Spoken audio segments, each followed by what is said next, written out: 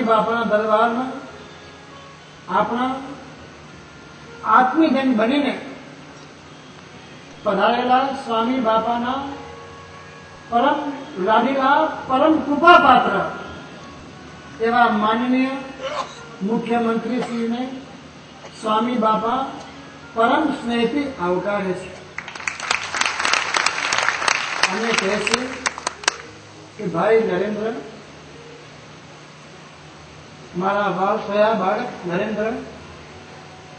જે મેં તને નામ નરેન્દ્ર આપ્યું તે નામને તે તારી કર્તવ્યનિષ્ઠાના કારણે તે સાર્થક કર્યું કે નરેન્દ્ર પદ મોદ પાપવા સદા રહો સાવધાન, સેવા તમારી જોઈને રીઝે છે ભગવાન।